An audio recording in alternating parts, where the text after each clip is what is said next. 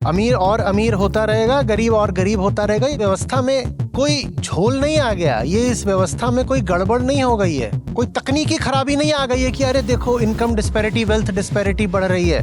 ना ना ना, ये व्यवस्था है ही।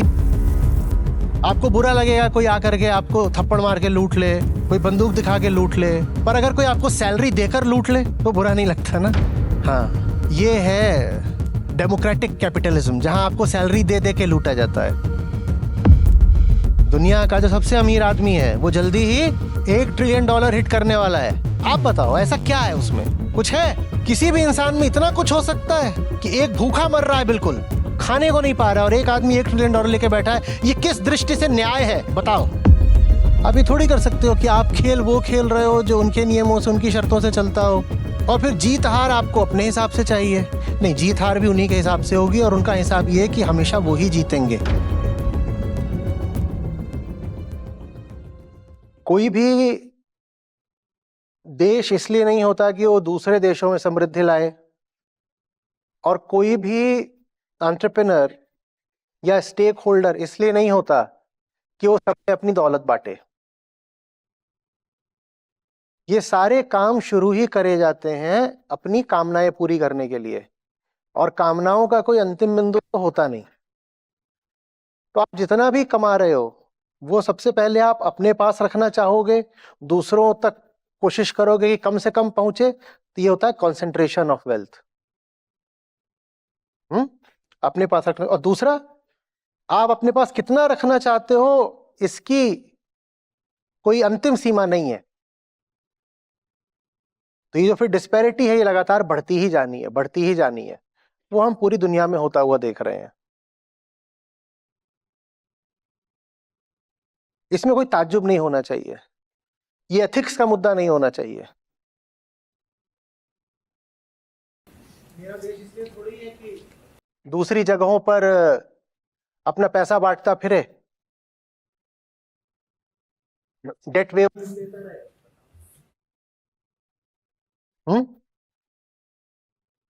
हमें तो अपने स्वार्थ देखने हैं। यही बात एक व्यक्ति भी बोलता है और एक कंपनी भी बोलती है। कंपनी इसलिए होती है कि वो सामाजिक कुछ काम करती है।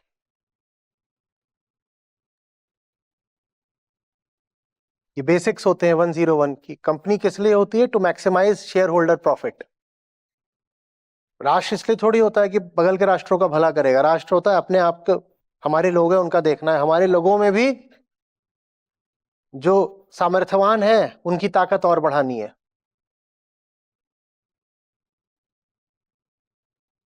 तो कंपनी अगर अपने प्रॉफिट मैक्सिमाइज कर रही है, उसके शेयर होल्डर्स और अमीर होते जा रहे हैं, और जो उसके एम्प्लॉयज हैं वो कहीं नहीं पड़े हुए हैं, तो इसमें कोई ताज्जुब की बात नहीं होनी चाहिए, ना शोर मचाना चाहिए कि अनैतिक है, अनएथिकल है। आप क्या सोच के गए थे कि वहां पर भंडारा लगा हुआ है? वहां कोई निस्वार्थ निष्काम भाव से काम करने के लिए आया है? वो बाजार में उतरा ही है अपनी कामनाएं पूरी करने के लिए।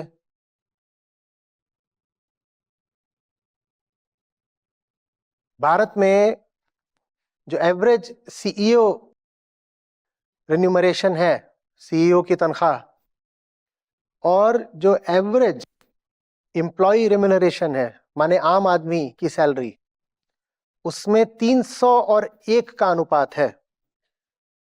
301 का।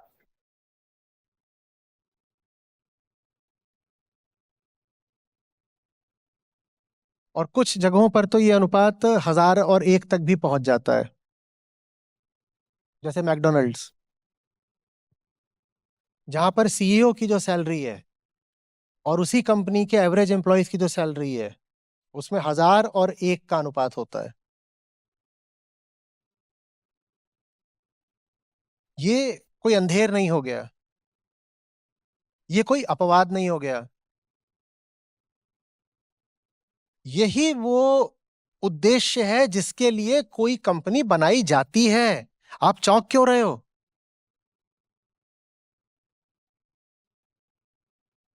जो भी कोई आपको नौकरी देता है इसलिए थोड़ी देता है कि आप अमीर हो जाओ, आपका भला हो जाओ। बोलते कुछ भी रहेंगे, employ welfare, corporate social responsibility, बहुत सारी बातें बोली जाती हैं। पर जिसने भी कंपनी बनाई है उसने जन कल्याण के लिए थोड़ी बनाई है, उसने अपनी जेबें भरने के लिए बनाई है। इस तरह के सवाल जब भी आते हैं कि अरे पेंडेमिक के बावजूद सीईओज तो और अमीर होते जा रहे हैं, और जो ओनर्स हैं उनकी तो आप बात भी नहीं कर रहे हो, सीईओ बेचारे को तो बस सैलरी मिलती है, वेल्दी थोड़ी होता है सीईओ, इनकम उसकी अच्छी होती है। वेल्दी तो शेयर होल्डर्स होते हैं। जब आप वो वेल्थ देखोगे तो आपके, क्या बोलूं मैं। और इसमें मत कहिए कि अरे ऐसा नहीं करना चाहिए, you know the rich must have a big heart. उन्होंने बिग हार्ट के लिए नहीं, बिग पॉकेट के लिए काम शुरू करा है। तुम कौन होते हो उनको नीति पढ़ाने वाले? आप जब तक उन्हीं की व्यवस्था में शामिल हो, सहभागी हो, तो आप उन्हीं की शर्तों पे खेलोगे ना। आप ये थोड़ी कर सकते हो कि आप खेल वो खेल रहे हो जो उनके नियमों से, उनकी शर्तों से चलता हो, और फिर जीत हार आपको अपने हिसाब से चाहिए। नहीं, जीत हार भी उन्हीं के हिसाब से होगी, और उनका हिसाब ये है कि हमेशा वो ही जीतेंगे। अमीर और अमीर होता रहेगा, गरीब और गरीब होता रहेगा। ये व्यवस्था बनाई ही इसीलिए गई है। ये इस व्यवस्था में कोई झोल नहीं आ गया, ये इस व्यवस्था में कोई गड़बड़ नहीं हो गई है। ये इस व्यवस्था में कोई तकनीकी खराबी नहीं आ गई है कि अरे देखो इनकम डिस्पैरिटी, वेल्थ डिस्पैरिटी बढ़ रही है। ना ना ना, ये व्यवस्था है ही इसीलिए। पागल वो हैं जो इस व्यवस्था में शरीक हैं, और उनसे ज्यादा वो हैं जो इस व्यवस्था में हैं शामिल, और उसके बाद भी उम्मीद ये करते हैं कि अमीर तो सहृदयता दिखा करके आएगा और कहेगा देखो मैं सब कुछ दान कर देना चाहता हूं, मैंने सब कुछ तुम्हारे लिए तो कमाया था, ये कंपनी मेरी थोड़ी है, ये तो एक नेशनल एसेट है, मैं तो राष्ट्रवादी हूं, ये सब कुछ राष्ट्र के लिए कर रहा हूं। आप ऐसा सोचते क्यों हो? आप अपनी काम वाली बाई की सैलरी बढ़ा देते हो, आप बढ़ा देते हो। आप मेथी, गोभी, पालक, तुरई भी खरीदने जाते हो तो आप वहां भी चाहते हो कि सबसे सस्ता माल मिल जाए और सबसे ऊंची गुणवत्ता का, और अगर एकदम मुफ्त मिल जाए तो फिर कहना नहीं कि आप पूछोगे भी नहीं कि कोई मुफ्त आपको दे क्यों रहा है, मिल रहा होगा तो ले लोगे ना। तो जब आप भी ऐसे ही हो, हर इंसान जन्म से ऐसा ही होता है, अज्ञान में पैदा होता है, कामना को पूजता है, तो वही काम अगर वैश्विक तल पर हो रहा है या व्यक्तिगत तल पर हो रहा है तो उसमें आश्चर्य कैसा? ये इस व्यवस्था का लक्षित परिणाम है। ये व्यवस्था की असफलता या अराजकता से नहीं हुआ है, ये इस व्यवस्था का उद्देश्य ही है। क्यों है ये इस व्यवस्था का उद्देश्य? क्योंकि ये व्यवस्था किससे आ रही है? हमसे आ रही है। हमसे जो व्यवस्था आएगी वो हमारी कामनाओं की पूर्ति के लिए ही तो आएगी ना।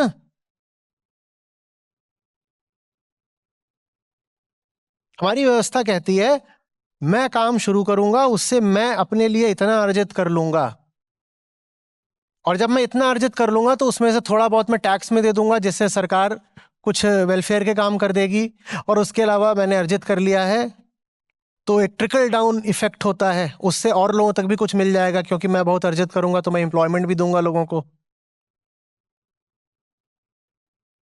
पर आप इंप्लॉयमेंट इसी हिसाब से तो दोगे ना कि आप किसी को 1 रुपया दे रहे हो तो उससे 10 रुपया वापस मिलता हो। तो माने आप जितना इंप्लॉयमेंट देते जाओगे उतना क्या होता जाएगा? आप एक आदमी को इंप्लॉयमेंट दे रहे थे तो उसको आप 1 रुपया देते थे, उससे लेते कितना था? 10 रुपया। अब आप कह रहे हो कि मुझे देखो मैं कितना महान आदमी हूं, मैं 10 लोगों को इंप्लॉयमेंट देता हूं। 10 लोगों को इंप्लॉयमेंट देते हो तो इसका मतलब यह है कि उनसे अब पहले आप 10 ही रुपया ले पाते थे, अब 100 रुपया भी तो ले रहे हो। तो आप जितना इंप्लॉयमेंट दे रहे हो उतना ज्यादा ये सिद्ध होता जा रहा है कि आप उनकी अपेक्षा और ज्यादा अमीर होते जा रहे हो।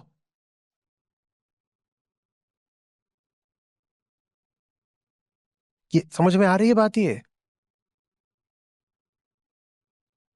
ये बात एक देश और दूसरे देश के रिश्तों में लागू होती है, ये बात एम्प्लॉयर और एम्प्लॉय के रिश्ते में लागू होती है, और ये बात एक ही देश के भीतर की आबादी पर भी लागू होती है। अमेरिका के भीतर आपको क्या लगता है, गरीब नहीं है? इस वक्त अमेरिका में लगभग जो जो होमलेस लोग हैं लगभग 1 मिलियन होने जा रहे हैं। उनके पास घर नहीं है। जैसे हमारे यहाँ आपने देखा ना फुटपाथ वगैरह पड़े रहते हैं, वैसे वो वहां पड़े रहते हैं। जो आधिकारिक आंकड़ा है वही कह रहा है 8 लाख।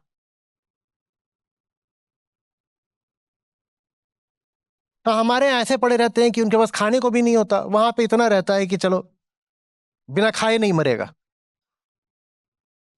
तो वो भी ऐसे ही कुछ टेंट वेंट प्लास्टिक पन्नी डाल करके अपना पड़े हुए हैं।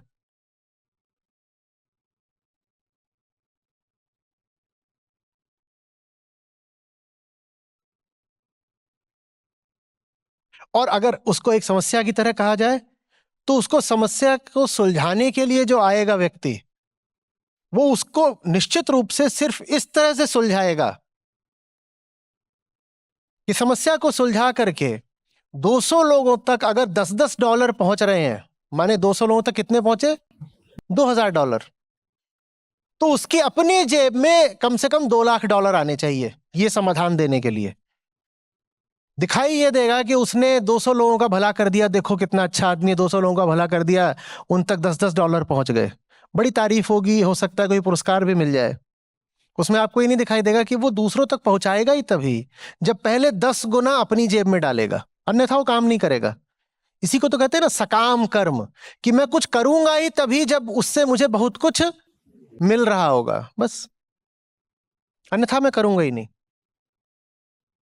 तो जिस दुनिया में अध्यात्म नहीं होगा, वेदांत नहीं होगा, गीता नहीं होगी, उस दुनिया में अगर आप ग्रोइंग इनकम इनइक्वालिटी देख रहे हैं तो अचंभा कैसा। ये कॉन्सेंट्रेशन ऑफ वेल्थ है। सारी ताकत और सारा पैसा कुछ हाथों में केंद्रित होता जा रहा है।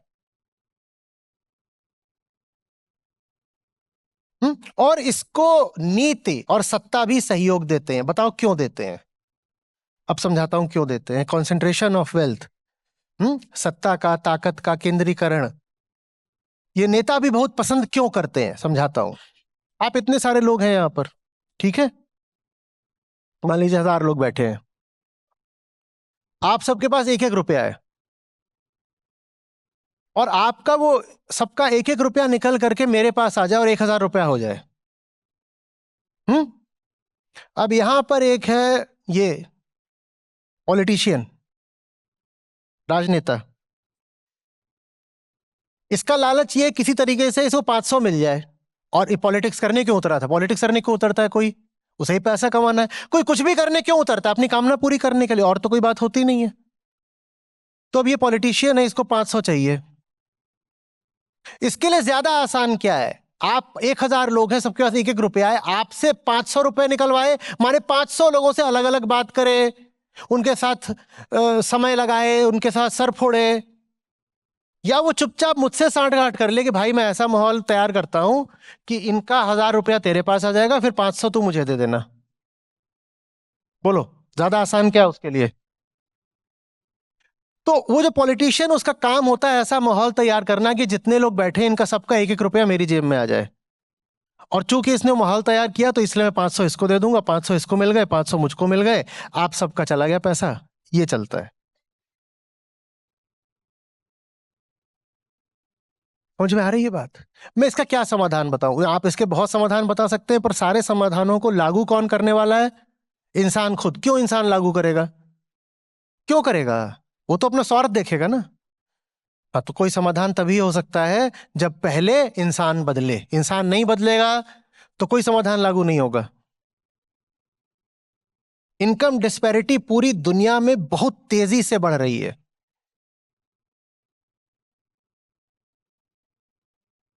जितनी दुनिया में कभी नहीं थी उतनी हो चुकी है। आम आदमी खुश हो जाता है थोड़ा सा झुनझुना पा करके, मुझे 10 रुपए की हाइक मिल गई। वो ये नहीं देखता कि तुझे तो 10 रुपए की हाइक मिली है, इसके लिए तूने सामने वाले को 1000 कमा के दिया है, तब उसने तुझे 10 की दी है। पर तुझे इस 10 रुपए में सुरक्षा है, तुझे लगता है बंदी बताई तनख्वाह मिल रही है, तू बाहर नहीं निकलना चाहता, तू जिंदगी को चुनौती नहीं देना चाहता, तो इसके एवज में तू अपना शोषण कराने को तैयार है। हाँ, मुझे चूसते रहो, मुझे लूटते रहो, पर मुझे बंधी तनख्वाह देते रहो।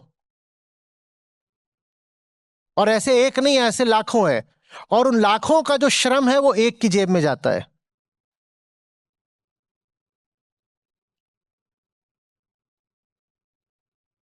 कुछ आ रही है बात समझ में?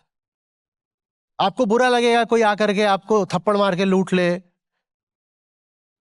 कोई बंदूक दिखा के लूट ले, पर अगर कोई आपको सैलरी देकर लूट ले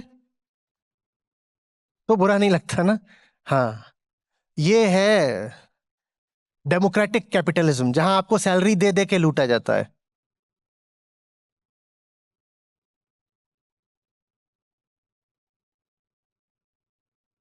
अब एक आंकड़ा बोल रहा हूं आपको,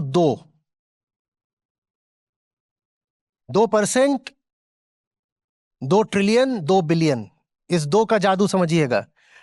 अगर सिर्फ 2% वेल्थ टैक्स हो तो उससे $2 ट्रिलियन इकट्ठा हो जाएंगे दुनिया में, और उससे दुनिया की 8 बिलियन आबादी में से 2 बिलियन आबादी गरीबी से बाहर निकाल ली जाएगी।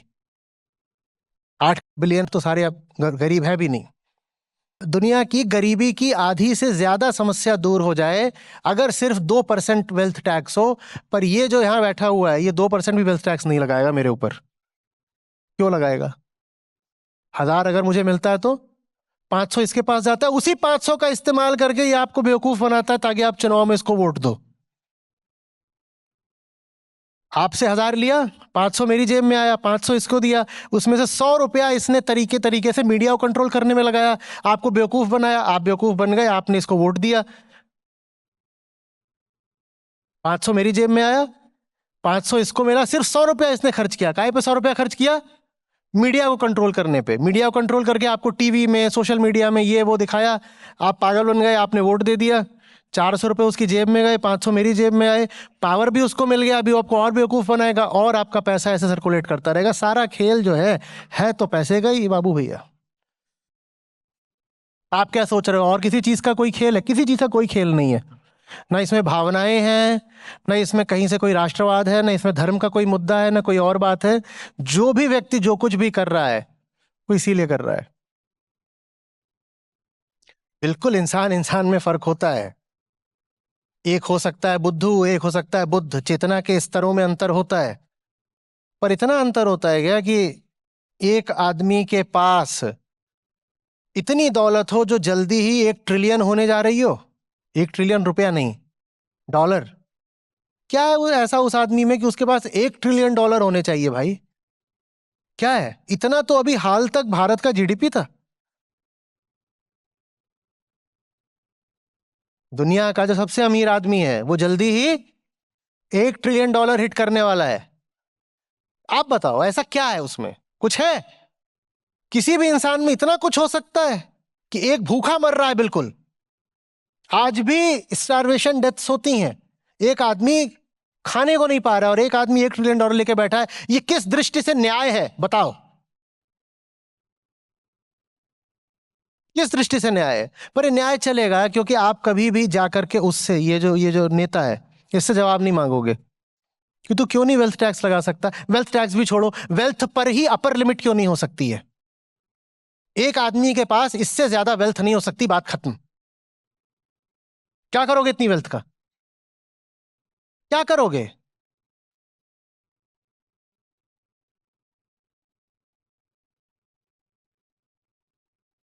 किसी भी कंपनी में जो टॉप एम्प्लॉय है, वो सीईओ हो या कोई भी हो,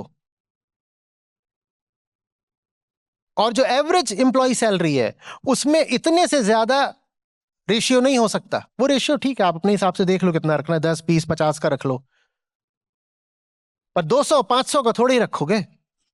हाँ, हम मानते हैं इंसान और इंसान में अंतर होता है, पर इतना भी अंतर नहीं होता। हम मानते हैं कि एक आदमी शायद ये योग्यता रखता है कि उसके पास ज्यादा पैसे हों, और दूसरा शायद इसी काबिल है कि उसके पास कम पैसे हो, ठीक है। पर कोई तो सीमा होगी ना अनुपात पर। या जो काबिल है वो इतना बड़ा देवता है कि उसके पास दूसरे से 1 करोड़ गुना हो ज्यादा। ऐसा कौन सा देवत्व है भाई उसमें? और ये जितने भी बिलियनियर्स हैं तो ये सब पब्लिक फिगर्स ही। इनका देवत्व तो सारा दिखाई तो देता ही है। कोई इनमें से बोल रहा है कि climate change is not a problem,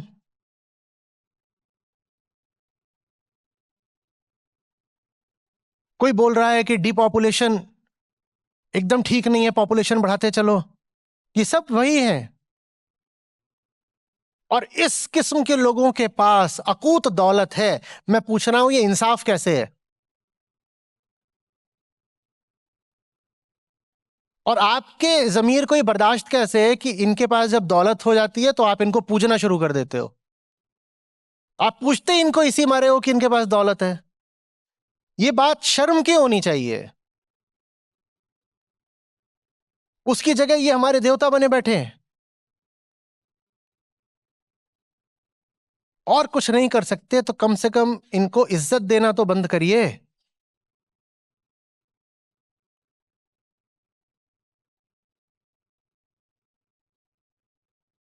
और वो बहुत अच्छी और बड़ी शुरुआत होगी।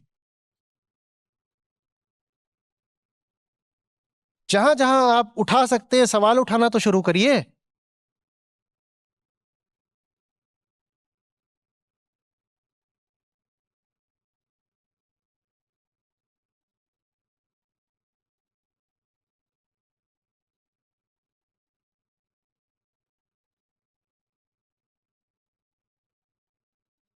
अपनी कंपनी के किसी बोर्ड मेंबर की देखें बहुत बड़ी गाड़ी 15 करोड़ वाली खरीदी है, तो उससे इंप्रेस होने की जगह बोलिए ये चोरी की है, ये गाड़ी मेरे पैसे की है। सलाम मत ठोकने लग जाइए, गाड़ी पूछनी मत शुरू कर दीजिए उसकी। सलाम साहब, वो आपके पैसे की गाड़ी है, वो चोरी की गाड़ी है।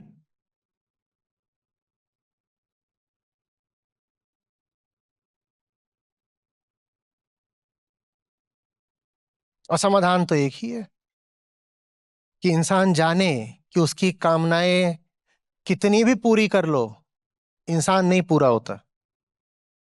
अब कैसे सिखाऊं निष्कामता? आप चाह रहे हो कि अर्थव्यवस्था में बदलाव आ जाए, मैं कह रहा हूं अंतः व्यवस्था, इंटरनल सिस्टम, इसमें बदलाव लाए बिना इकोनॉमिक सिस्टम नहीं बदल सकता। वरना इतने देशों ने इतने अलग अलग तरह की आर्थिक व्यवस्थाएं चलाकर देख ली, कुछ हुआ? हम भीतर से बदलेंगे, बेहतर होंगे तो ही कुछ भी बेहतर हो पाएगा। हर चीज के ड्राइवर हम हैं ना। हम भीतर से बिल्कुल गंदे हैं और अंधेरा पाले हुए हैं, और फिर हम चाहें कि बाहर किसी भी किस्म की वर्च्यू आ जाए तो वो कैसे होगा? आपको खुशी होगी इस नाते जो हमारी अपनी ऐप है जिसमें हमारे गीता और बाकी सब कार्यक्रम चलते हैं। यहाँ पर बुद्ध हैं, गीता है, उपनिषद हैं, अष्टावक्र हैं। ये मुझे मिले, मेरी ज़िंदगी बदली, ये तुम्हें मिलेंगे, तुम्हारी ज़िंदगी भी बदलेगी। सच पूछिए तो मतलब लाखों नहीं तो कम से कम हज़ारों ज़िंदगियाँ तो हैं जो बिल्कुल बदली हैं। 2 लाख से अधिक गीता प्रतिभागियों के साथ जुड़े आचार्य प्रशांत ऐप पर पहला महीना बिल्कुल फ्री गीता मिशन का पूरा एक्सेस। ऐप पर आपको मिलेंगे नियमित लाइव सत्र, हर दिन आचार्य प्रशांत के विशेष संवाद, गीता कम्युनिटी का एक्सेस, गीता परीक्षा, चयनित समाचार, ऑडियो बुक्स, कोट्स और भी बहुत कुछ। गूगल प्ले स्टोर या एप्पल ऐप स्टोर पर आचार्य प्रशांत सर्च करें और अभी डाउनलोड करें।